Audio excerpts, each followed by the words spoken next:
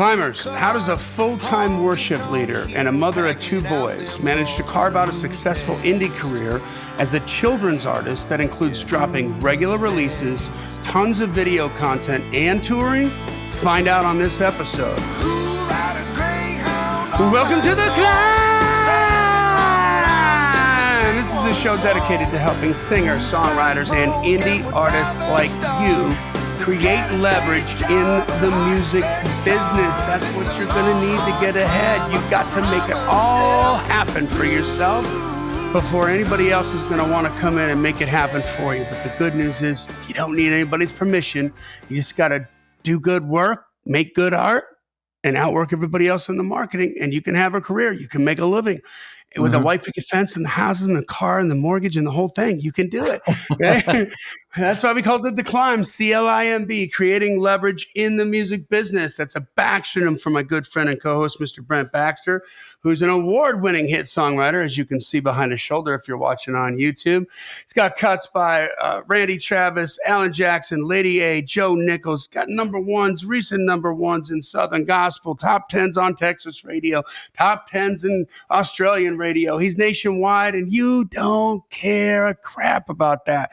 What do you care about is what have you done for me lately? And this is where it gets good. Brent's going to help you turn pro as a songwriter by revealing how you write like a pro, do business like a pro, and on the regular, he's going to give you opportunities to interact and meet with the pros to create relationships, people that are going to help you get to the next level in your career. You can find Brent very easily at songwritingpro.com. And I would like to introduce you to my co-host, Johnny Dwinell. Johnny owns Daredevil Production. They're breaking artists digitally by identifying new fans through data.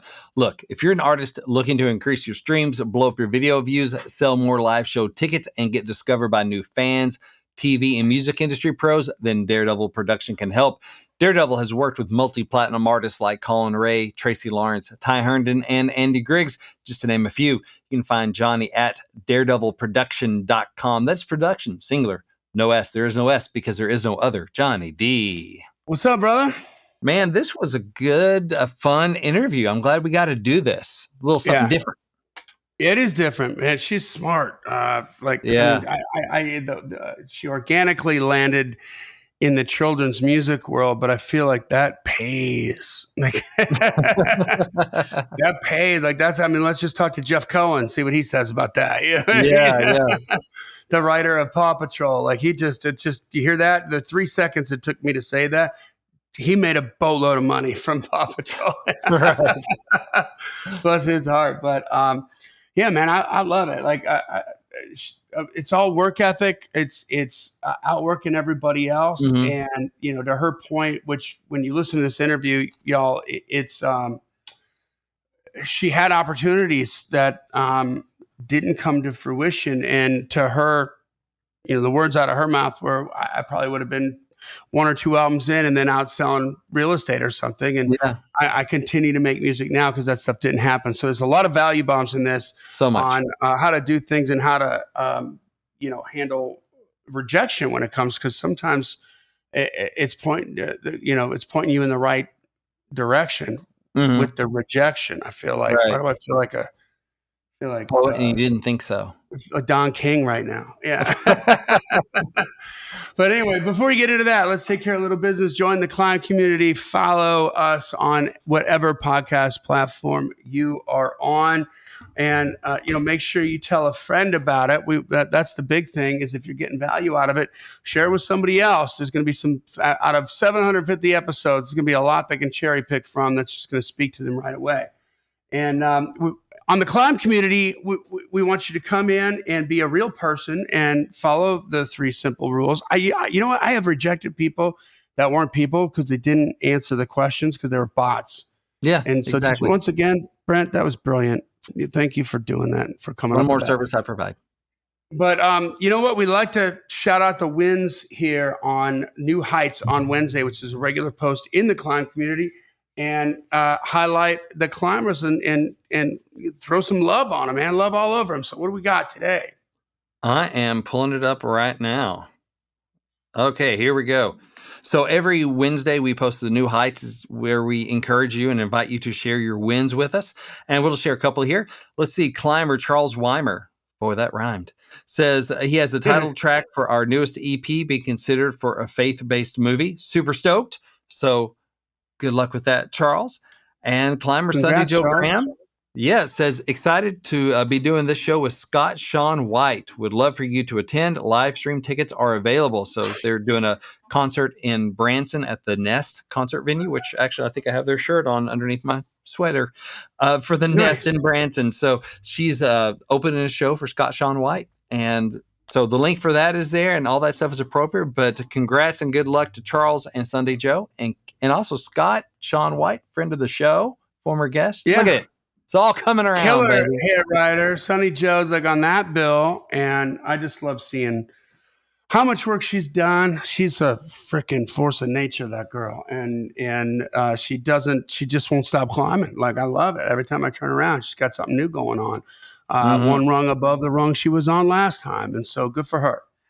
Yep. That just goes to show you. So, all right. Well, congrats to everybody there, man. Make sure you tell a friend about it. Let's get into this interview right now. Let's go. Today's guest is a worship leader, songwriter, and producer. She received her first Dove Award for Ready, Set, Go, which was named Children's Album of the Year in 2021. She was also named the Gospel Music Association's International Spotlight Competition winner for 1999. Our guest recently received her second Dove Award, this time for Children's Recorded Song of the Year for Holy Forever, which also won Song of the Year. She authored the book Sweet Sound, The Power of Discipling Kids in Worship, and created Heartbeat, which is a curriculum to teach kids the heart of worship. As a songwriter, our guest also penned the chart-topping ASCAP award-winning song I Don't Want to Go for Avalon's Grammy and Dove-nominated Oxygen album, and wrote the pop favorite Something Beautiful for Jackie Velasquez. She has also shared the stage with Michael W. Smith, Newsboys, and Billy Graham Association, as well as tours as a worship leader for Superstart, weekend events for preteens. She lives with her husband and two sons in Nashville, Tennessee. Yancy, welcome to the Climb. Hi, Yancy. Hi. Thanks for having me. Thank you for saying yes. Yeah. Thank you for making time, because it sounds like you're busy.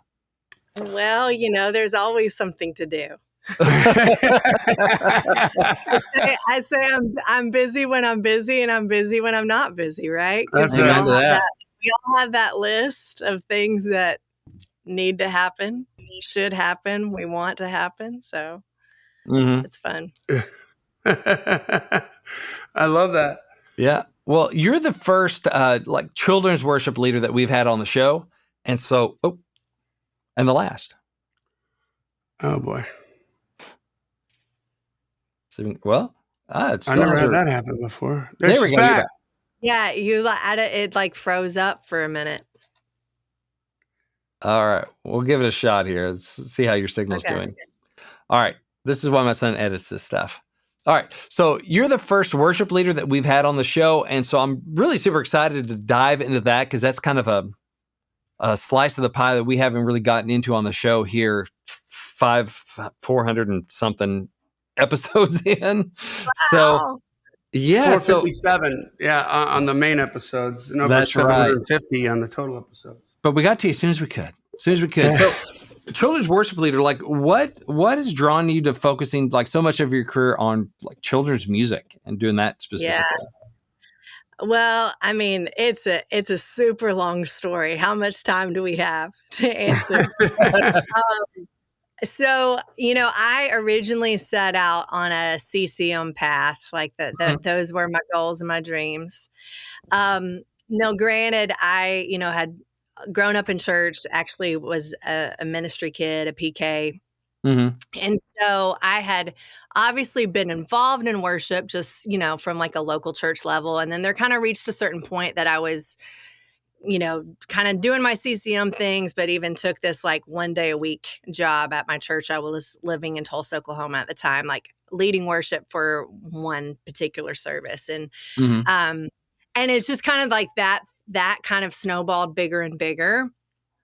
Kind of simultaneously in this season, I was asked to write a theme song for a summer camp program that was for kids. And so I did that for about 5 years, actually. And it was kind of an easy thing where it was it was just one song. It wasn't like I was making a career choice, like it wasn't Yeah.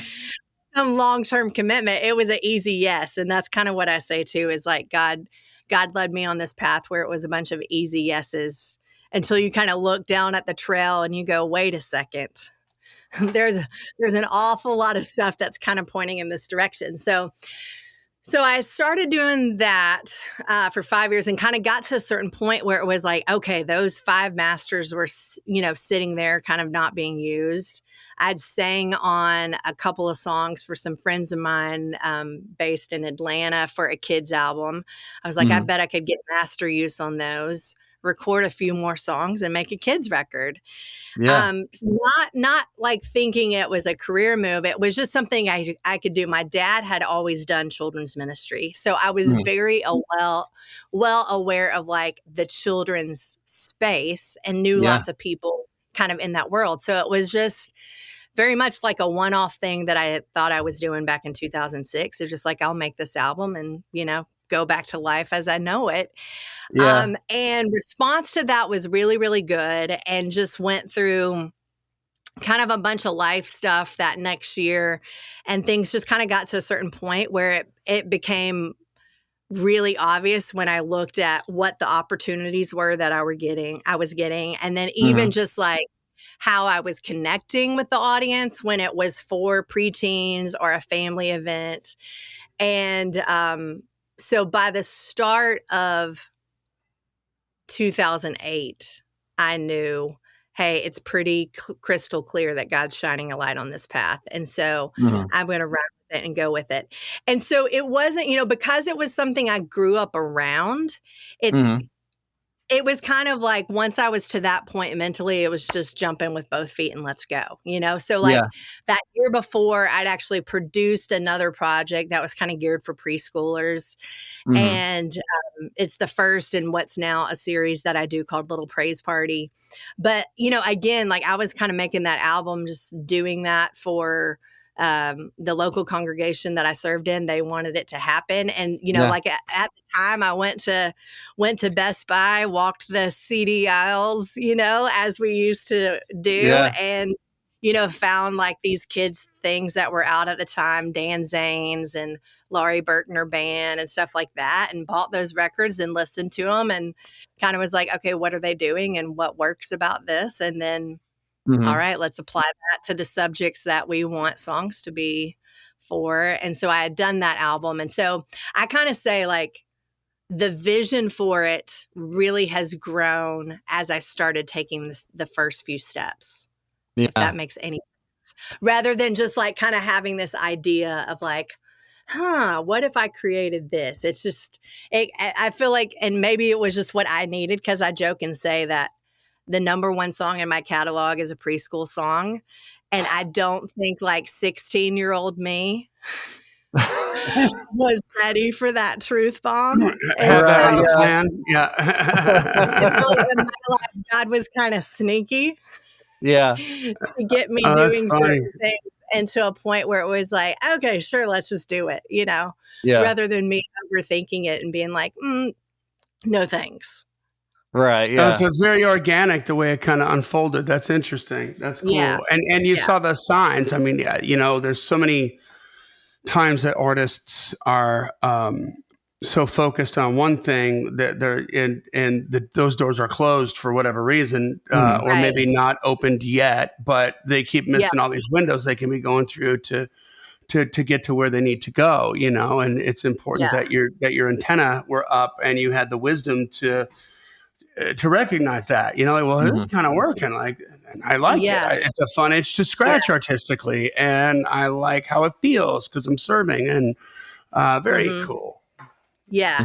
And I say too, I went through this phase right before I kind of jumped into the kids music thing with both feet. I actually, that 1 day a week worship leading job had turned into a full-time job working at a church for 2 years. And so, at this point it's like, I'd already had my Avalon song, had been number one chart, like all the things, like I was meeting with A&R guys and just, for whatever reason at the time, like things were not working the way that I wanted them to. And I remember being in that job at the church, and in my mind, I thought, I'm going to die doing this. Like this is what I'm going to do the rest of my life. And in that process, kind of like scratching my head going, all right, well, where did I miss it before? Like, if this is what I'm going to do, like, why did I go to Nashville? Like, why did I go learn how to write, learn how to record, do some things on the industry side of it if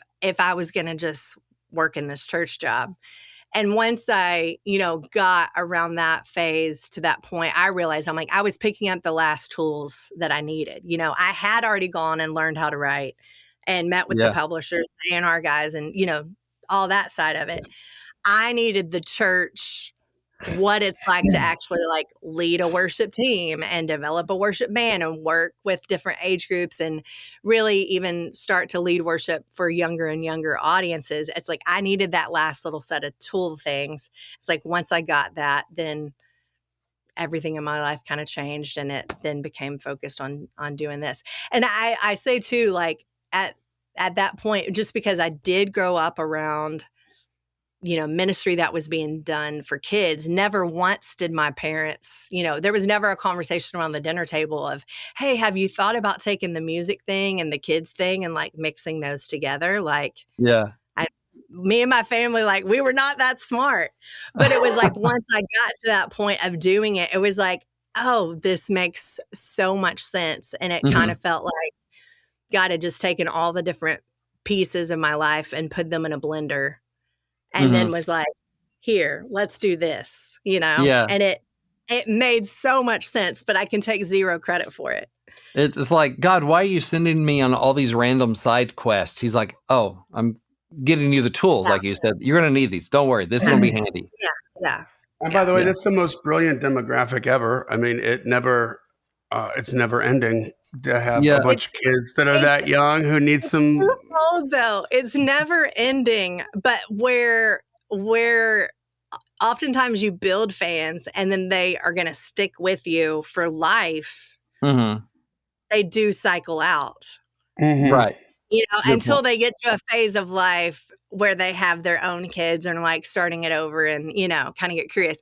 So yes, it does never run out, but then at the same time, sometimes you're not always building the momentum that you might with a normal fan base because they are aging out to a different phase of life.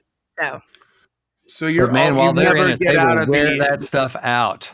Yeah. You never get out of the accumulation phase of where you're just always building. I mean, the good part is it's like there's always a new set of eyes and ears to hear what is already created, so. Yeah.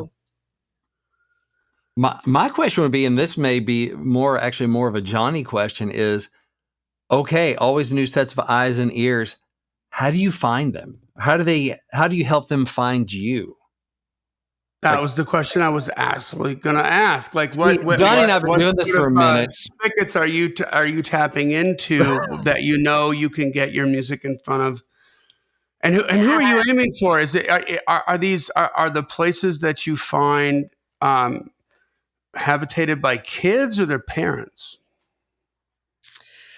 Well, both. I mean, I think there's many outlets, like there is YouTube, and then there's also a lot of kind of subscription app-based things that are out there. So there's one in the Christian space called Minnow. There's another one called Yippee. Of course, all of those things then require video content, for the music. It's not just based on the audio.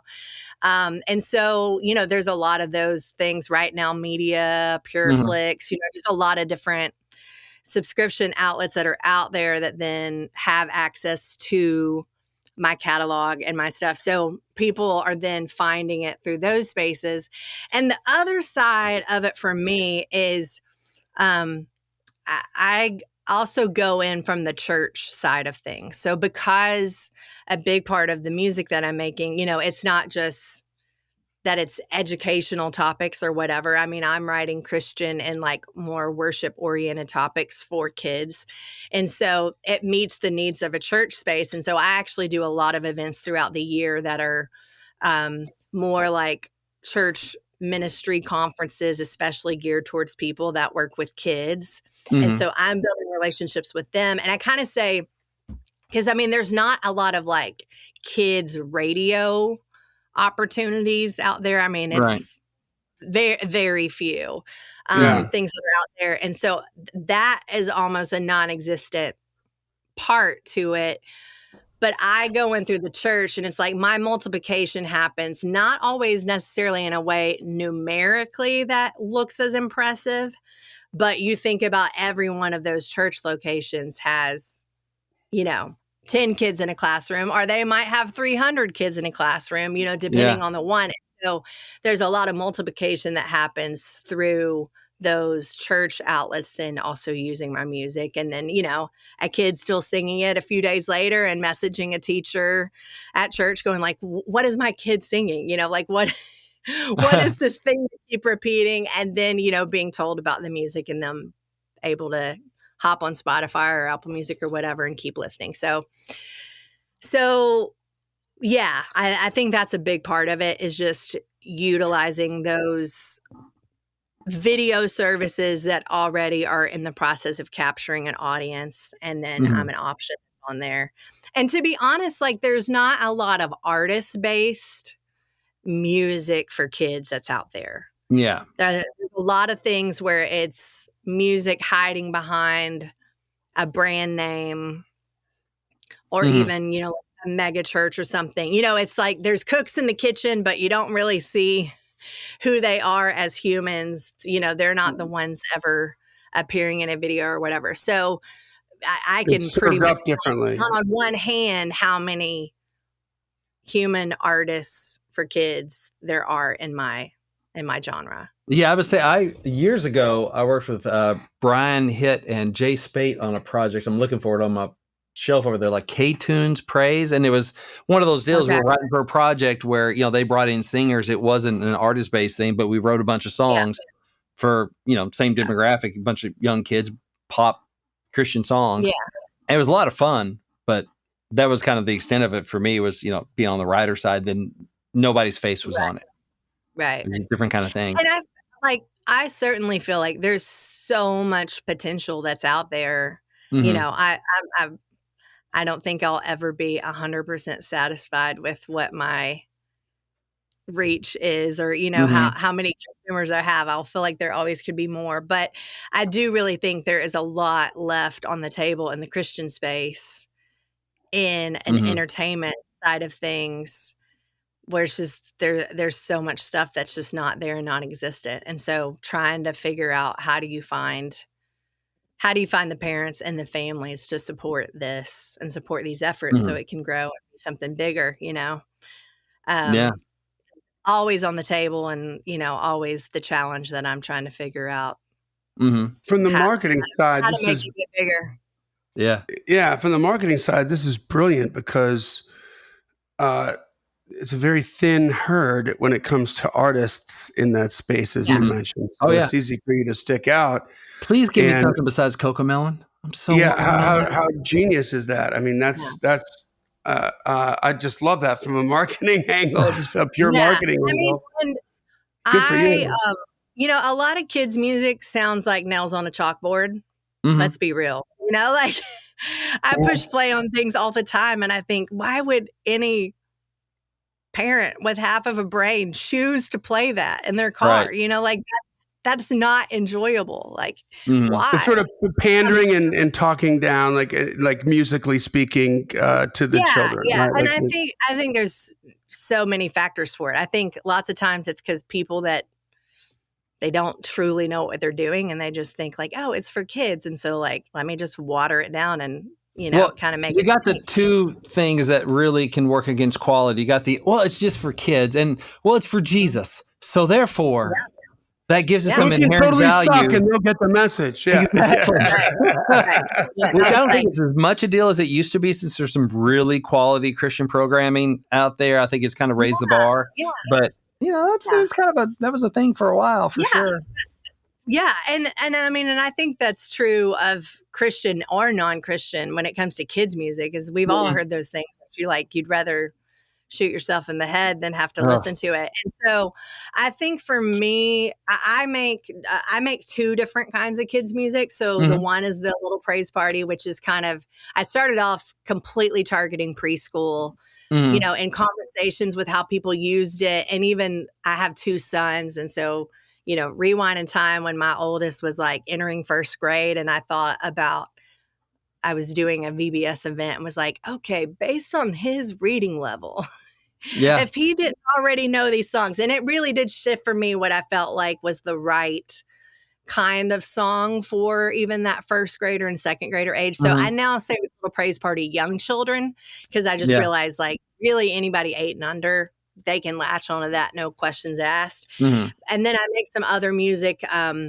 where I just use my name that I'm targeting preteens. And so my whole goal with that is to make sure that 10, 11, 12-year-old is going to listen to it and not roll their eyes and be annoyed and, you know, just be like, yeah, that's cool. Like, it's good. It sounds normal.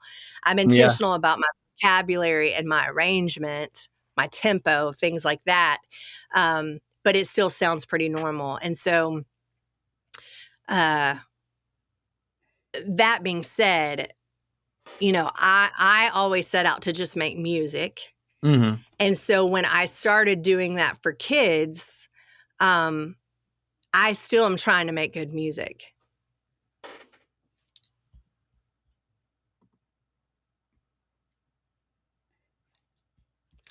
It's a heck of a pregnant pause right there. Come on, Yancy, come back. Are you guys there? Oh boy. So the tech has gotten progressively worse over the course of the day. Yes. Oh, come on.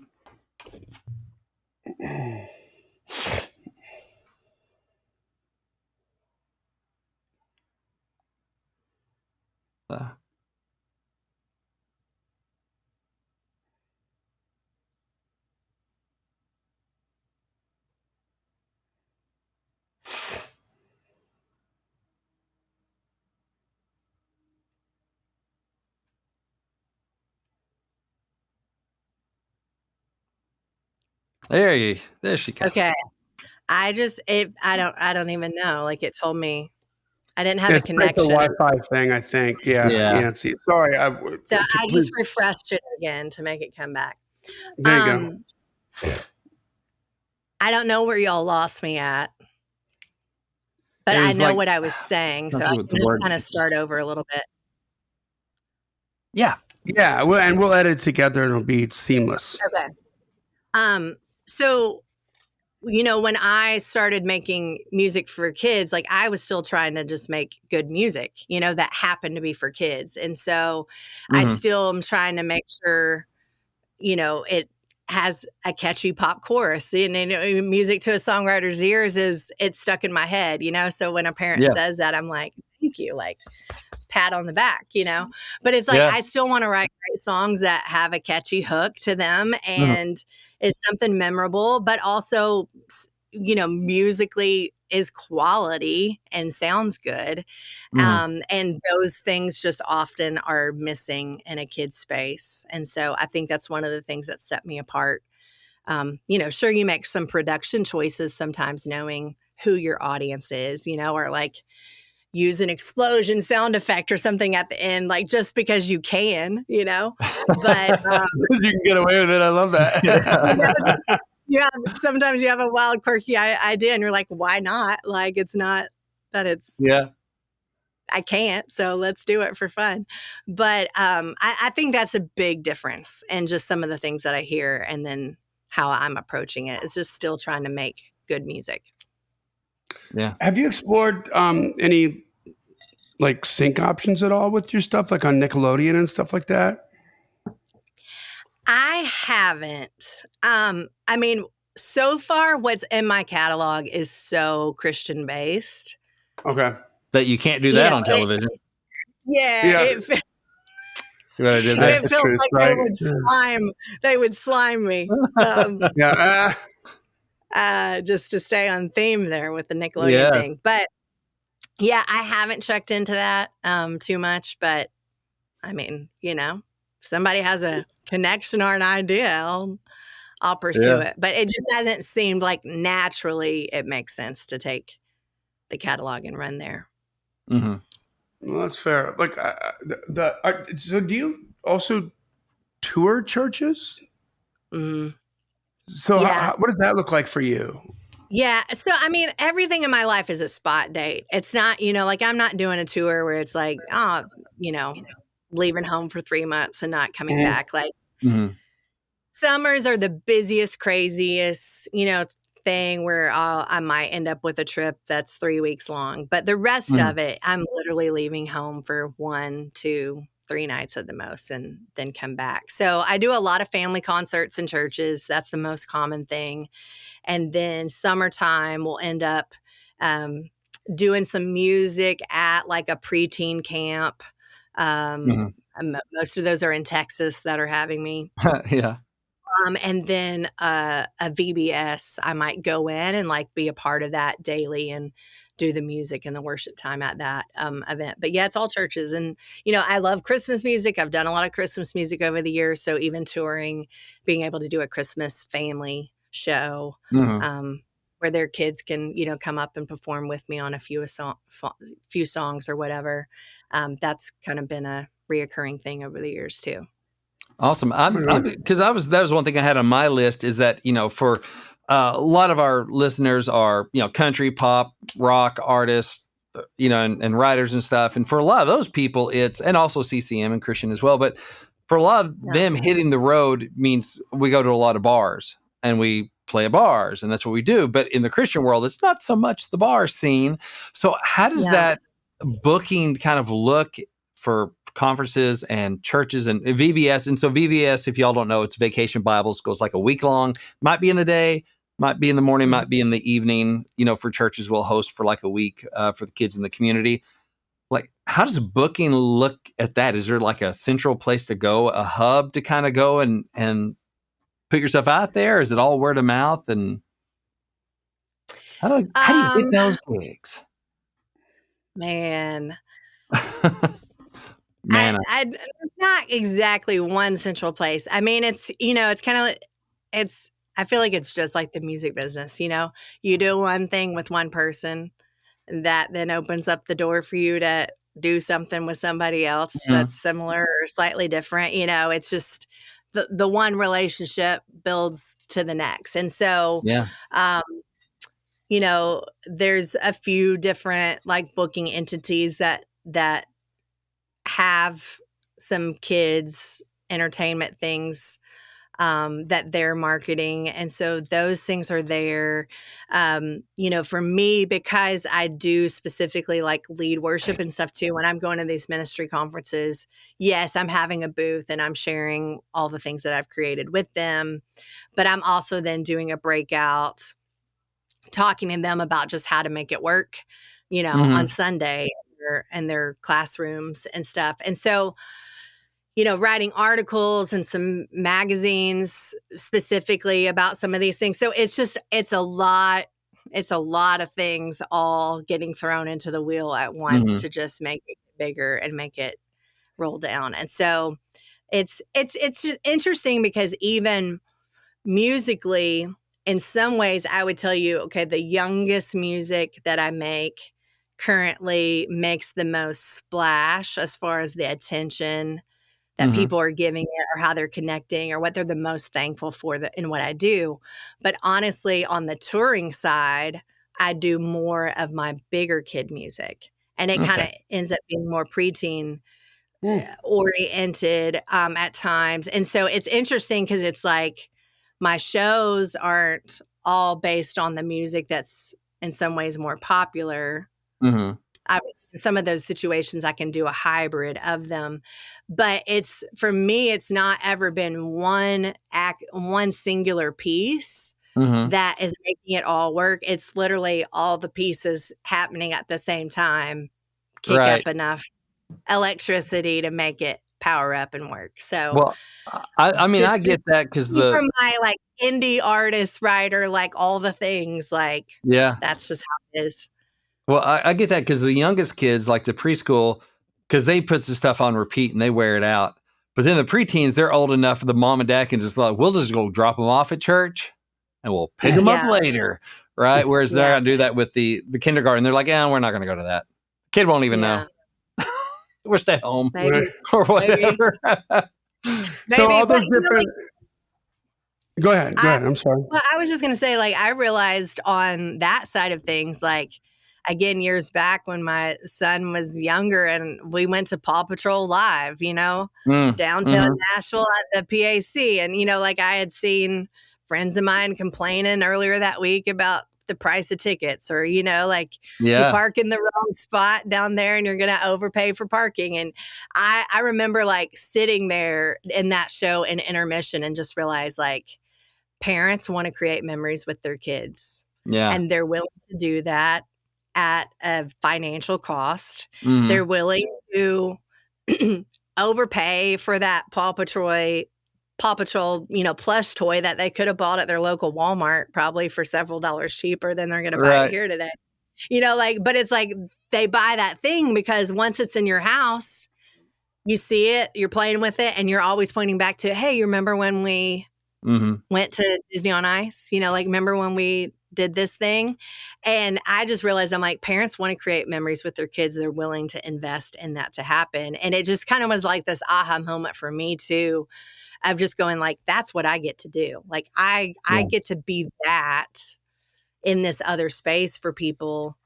Sure, it's different. It's not the success of Paw Patrol, but still, I feel like you got a Paw Patrol in you.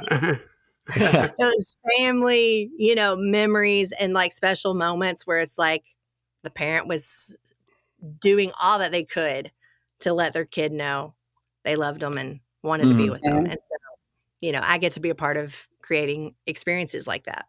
That's cool. And to disciple them. I mean, that's a big deal too. I mean, I've helped out I've taught like Awana with, younger kids and stuff. I've various churches doing I call it falling down for Jesus, doing some of the leading and kind of skits and teaching and some of that stuff. And it's a really good feeling to go, wow, I'm laying out the gospel. I am for these young kids that are hopefully going to, follow Christ one day. And, and so that's a big deal to parents too. You're going, okay, what influence are my kids getting? Are they being discipled through this or are they not? Because a lot of parents, it's harder and harder to find safe choices for kids for a lot of parents. Yeah. And so it's nice to have some out there. Stepping down off my soapbox. And like music is one of the stickiest things we have in the world, as far as how it sticks with us and what we remember. And so, I can think of my own life and I know like how many things that were in songs that we listened to in my mom's car, like growing up, running around town, running errands, doing all the things. And that someone can say something about a certain subject and one of those songs replays in my mind. And so, that's the thing that excites me about what I do is because it's like, sure, I want them to have a great time now and enjoy it and all the things, but I care so much more about what's in the music that I'm making, knowing that it's planting seeds inside of them and they might need it next month. It might be 10 years from now. It might be 25 years from now, and that person's grown up and they're going through something in life. A spouse walks out, they lose a job, there's a health diagnosis, like whatever thing. And just to think about, I know what's in the truth of God's word that's in the songs that I write and make for kids. And so the fact that can stick with them and like just come back to their remembrance at the perfect time. I had an Instagram message, probably about 18 months or so ago from a girl that when she was a preteen, she had listened to a ton of my music. She was like now in college and was going through some health stuff. And she was like, I'm sitting in the Mayo Clinic right now.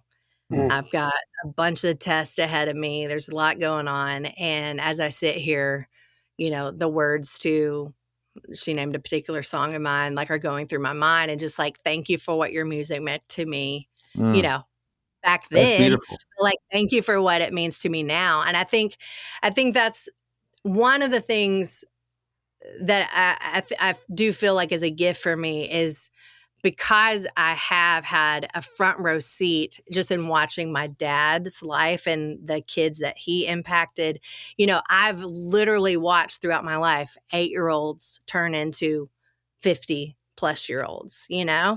and so I've seen that kids grow up. And so I have this long game mindset in what I'm doing, that sure, I want it to connect and I want it to be a win right now, but I care so much more about who they're going to become in the decades to come, and just the part that I get to play in helping shape that and, show up in their life. And so it's pretty sweet. That's awesome. That matters. Mm-hmm. So I got a question, like on a work ethic level. How much better are you at video content now than you were before this epiphany happened and you moved into this sort of children's space with your music? Well, I mean, I don't think much video content happened before the kids space. I mean, I think I maybe had like 1 or 2 music videos that I had done. Mm-hmm. I think part of that was just it's like a totally different era of life. I've been fully committed to kids since 2008, so it was a less of a thing back then if you didn't have the right budget to make the video happen or whatever. Mm-hmm. And obviously social media, nobody cared about that then Yeah. either. So it's not like you were forcing stuff to happen.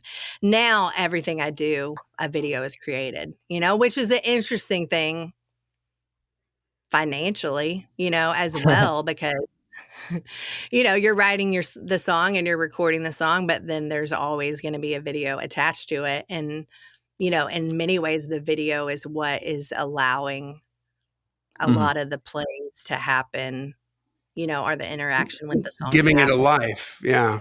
Yeah. Interesting. So are you completely self-contained on that, Yancy? Like, you're shooting it, you're editing it, you're doing all that? Do you have a team? No. So, I mean, like, I have lyric videos and have been doing lyric videos before, like every artist did that, it was a thing kind of in church world before it became a thing in culture. Yeah. And so, I've always hired out those motion video people to do that. Little Praise Party is more of a cartoon based thing. So same thing, like I hire out that animation to be done. I can shoot like a really basic talking head piece or something of me. And like, I know enough to be dangerous in like iMovie or something like that. Yeah. But it's also one of those things that it's like, could I learn motion graphic video stuff? Of course I could. But it's like, there's already so many things that I'm doing. Like I and I think that's one thing for me in the last couple of years. I think just in our streaming world and everything being singles now, the fact that I am an independent artist, it's never felt busier Yeah. to do what I do than it does right now, because it's like you're doing so many different things for like every single song that you release, versus how maybe you used to would have done that and just kicked up a bunch of dust, for an album and then kind of went back into your world and just toured and whatever. But it's just all happening all the time. And so, I mean, speaking honestly, like I have felt more tired as an independent artist in these last probably 18 months than ever in my 27 years of doing what I do, just because the opportunities are endless and figuring out how to spend the time that you do have to work on the right things is the challenge. And you're blessed to have, the cash flow in your business to be able to outsource that stuff too, which is great. Yeah. Yeah. And then how does that work with you? Do you like share the vision on what you want it to look like? How do you how do you come up with visually what you want to come up with when somebody else is doing it for you? Like, Yeah. how do you communicate to them? Yeah. The cartoon video stuff, once we kind of establish the initial look of what that is, there's certain things that are just naturally already kind of determined of we're making more of these, and so it goes this direction.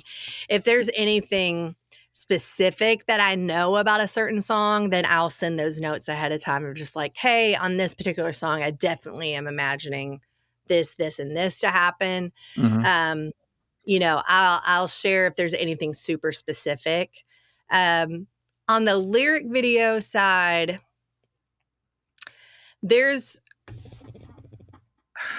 certainly some things stylistically for me, certain color palettes that are just more natural to my brand. Mm-hmm. Mm-hmm. And so, there's some little things like I don't like humans in my lyric videos. Like I don't like stock footage. Right. Yeah. Sometimes people do that and it works, but I also feel like the easiest way to like date something, honestly, is having like live footage in it. Right. Yeah, All of a that's sudden great people point. just have a different. And so that's kind of like with one of the companies that I've worked with in recent years more so, they initially would kind of gravitate towards like having these random clips, or whatever in it. And it was just like, I can't, it's not me and I don't want that. So, That's some fun. things like not using cursive fonts because it is Young something readers. for kids, trying to make sure that it's, the font choice we use isn't anything too complicated. Mm-hmm. Those things are factors. And then and what we've done with that company recently is they normally kind of come back to me with a few samples and just say, hey, we're kind of looking at these possibilities template wise. We're kind of thinking of these fonts. And just because I am an opinionated person that does have a path I want to go down.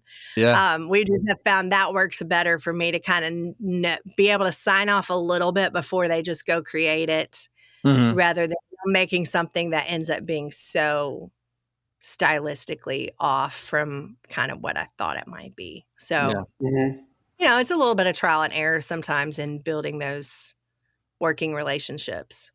It's funny. Speaking of dating something by having people in it. So we watch the Cedarmont kids videos a lot on YouTube, and there we have a DVD. Interesting choice. And yes, Cedarmont kids. So which was, later I saw the wheels on the bus are driving around. I'm like, that's Franklin. Like I've been there. It's like around the square in Franklin. But it was like, looks like early 90s. And I'm like, I wonder how old those kids are now. And you see the style of the kids that are in it and stuff. And You might know them. Funny. You might know some of those kids. Exactly. Like, I wonder if they're working in the industry now. But yeah, you're probably writing with them. You don't even know it. Exactly. It's like, but my kids don't care at all. Yeah. My little ones, they just like the music. But it is funny because it does definitely put a stamp. Whereas like some of that Cocomelon stuff, you're like, it's just JJ's always going to be JJ, and it's so almost kind of timeless that it just doesn't register. So that's a really smart thought. And like with the older music that I do, as well, like just another thing for me, I'll tell them, I'm like, don't think about the fact that you're making this for kids. I think sometimes that's an automatic way for it to be a miss. Yeah. For me, stylistically, I tell them, I'm like, imagine you're making this for a youth group. And if like a 16-year-old is your target in the level of cool factor and whatever, it's gonna play out better for me long term.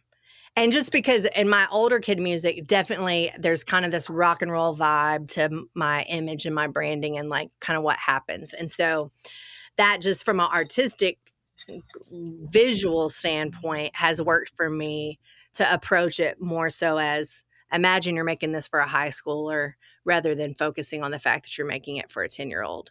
Because if it's really cool, they're going to like it no matter what.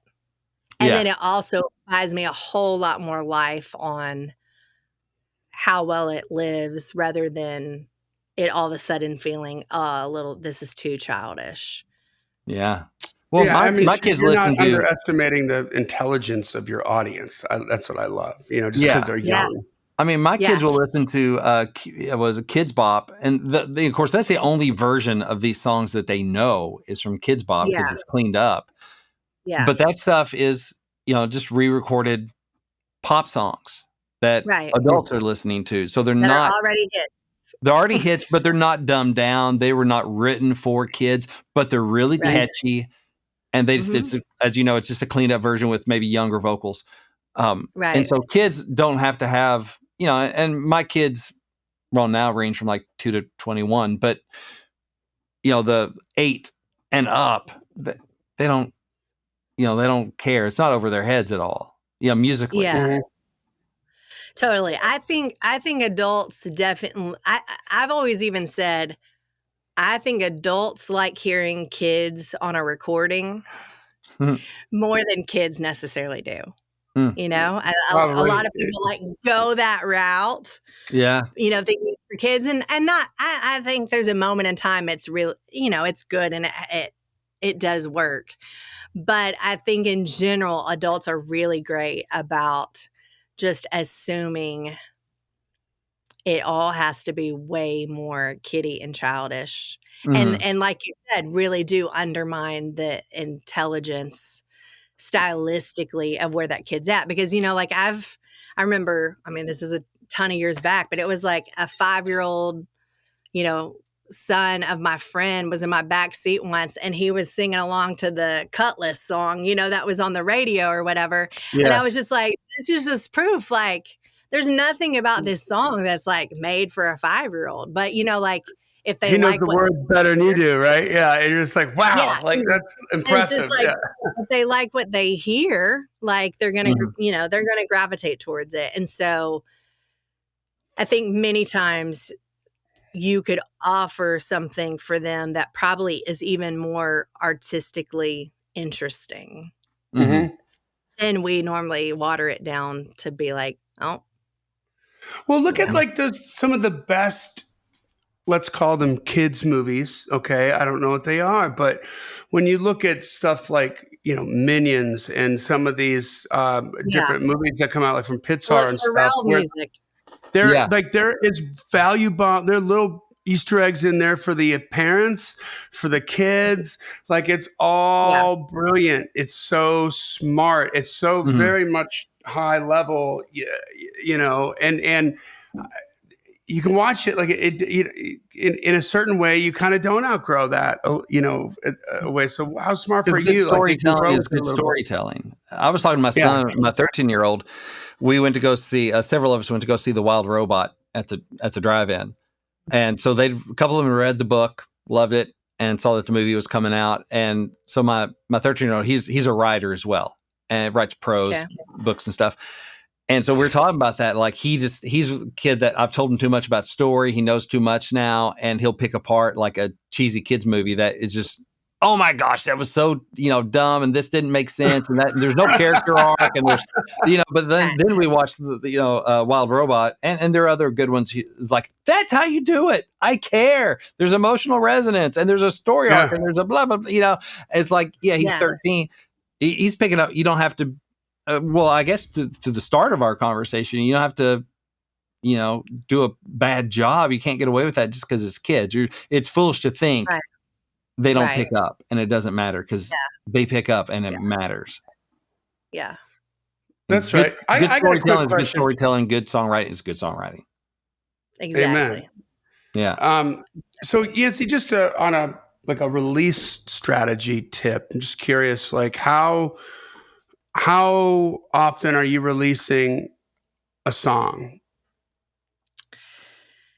It's a great question. I feel I feel like I'm still figuring that out right now. I mean, like I haven't had a big, like more so like album release type situation since I guess like 21 was the last time. And everything since has just been some singles. I mean, it's probably about once a quarter right now. It's Okay. not an overwhelming amount. But yeah, like I had a song come out the beginning of September that was a companion song to a kid's book that children's author had me write to go with that. Have a Christmas song that is releasing. And then, I mean, I wouldn't be surprised if it'd be, March before there's something. So probably right now I'm about once a quarter. And I'm Okay. kind of in one of those phases where I'm kind of figuring it out. It's not like I officially have like, this is my next 18-month musical plan. Like Yeah. I'm just. Well, I was curious about that because I mean, there's there's a sweet spot in Spotify that's 6 to 8 weeks apart on your releases that seems to be it seems to optimize whatever momentum Yeah. the artist has. And I just was curious if that applied to you because it's a different audience, Yeah. Uh, yeah, I don't know because I haven't been necessarily trying it that way. So not to say that it Okay. wouldn't be great. For me, it's probably and how I'm doing things. It's like, okay, well, that's the financial burden that like I just am not able to Sure. put out that amount. And I think it's also, just some conversations I've maybe had with myself this year is just kind of also deciding like, okay, sure, I could spend less on my production to do more. But like, when I push play on certain things and I'm annoyed, by what I'm Yeah. hearing through the speakers, I'm like, is that really the right play? Like, I think long term people would notice and figure out that like I'm watering some things down and kind of cheapening the product in which I create as well. And so I feel like I could focus just on turning out volume, or Mhm. I can focus on quality. And I think I'm maybe mentally more comfortable with like, you know what, if that means I'm kind of like a little boutique, rather than your local box store, like I think I can sleep. I can lay my head on the pillow at night better I like being that. in It's that all about quality. Yeah, space. it's all about quality. Yeah. That's right. Yeah. So Right that's on. right now where that debate is. Yeah. Man, this And is I such think, good stuff. like, Yeah. I'll just say, because it popped in my mind yesterday as we were knowing that we were going to have this conversation. I, because I have always been indie, something that has definitely, I know at times set me apart and created opportunities for me in this space is just that I've always tried to do everything with excellence. And so Mhm. whether that's graphic design, whether that's the way something sounds, like video production, like when I was driving my car yesterday thinking about it, I laughed and like remembered like way back a lifetime ago, like when Katy Perry was doing Christian music, like when she Yeah. had signed her first deal, like I knew her and was like hanging out with her, in Nashville. And I remember I met her once and she was like, yeah, I attended this seminar and they held up your press kit as an example, of like what it should look like. Nice. And so I think, all the way back in the day of when we physically had printed press kits Mhm. with Yeah.